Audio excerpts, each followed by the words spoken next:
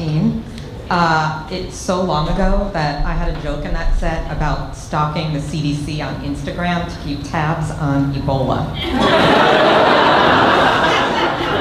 Which I kind of miss. Hear me out. Here's the nice thing about Ebola.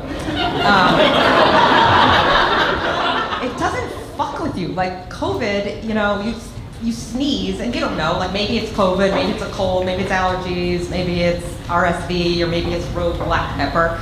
You don't know, it drives you crazy. But you're bleeding from your eyeballs, it's fucking Ebola.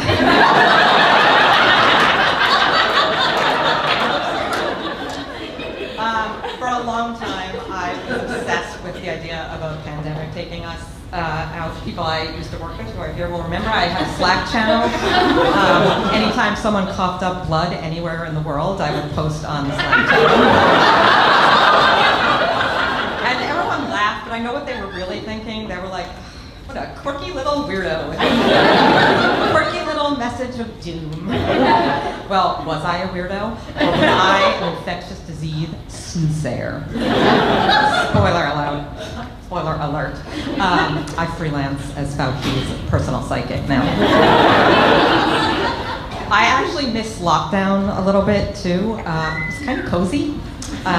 Netflix till 3 a.m., sleep till noon, no hard pants, no FOMO. All my life, I have battled social anxiety on a theme. People thought I was a fucking agoraphobic freak, and then next thing you know, you're a role model and everything. It was an introvert's wet dream. I mean, other than the whole global annihilation threat thing. But it was a hard time for a single person. I was divorced. I lost the job I'd had for 12 years. Fucking skinny jeans went out of style. And when things started to turn around, I knew that I needed to do something like really big to get out of the dark place. So I got a new job at the 9/11 Museum. And when I told my parents that's where I was going to work, I was like, oh my God, finally they're going to be proud of me. Like, I've finally done something right. Our daughter overseeing digital strategy, not that they know what that means, for the national monument to the worst terrorist attack on US soil. You know what they said? They were worried I could not keep my shit together long enough to not make inappropriate jokes. And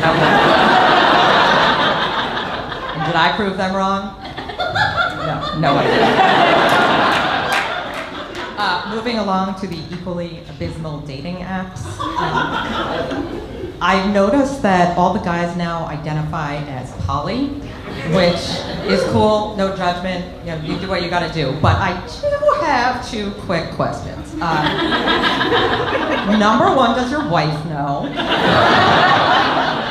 And number two, where the fuck are you finding all these people on Hinge that you like enough to be poly with? Because I can't find one person I like enough to be uni with. I matched with this one guy. Ladies, we all appreciate it when someone opens with something that is a little less generic than, hey, or behold this giant flounder I have caught.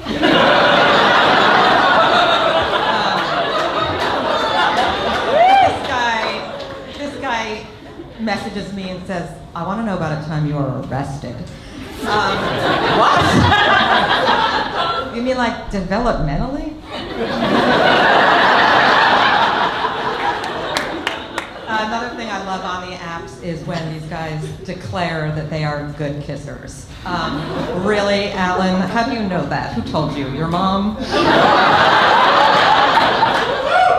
Not as bad as the guy who asked me if I wanted to be a sex-explorer with him. You know what? I don't even need a joke for that. It's like,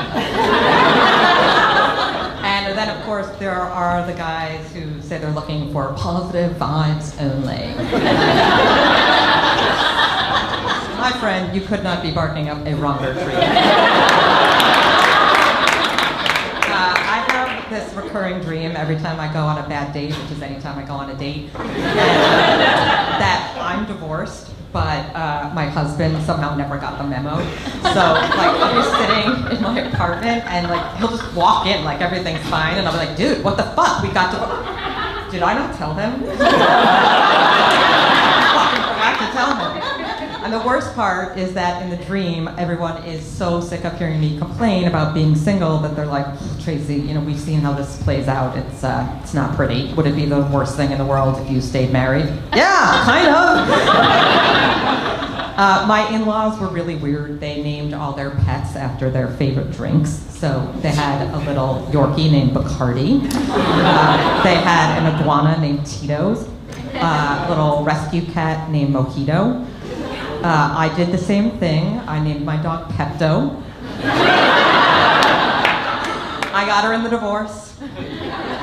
Check on Ebola. It's not okay. Thank you.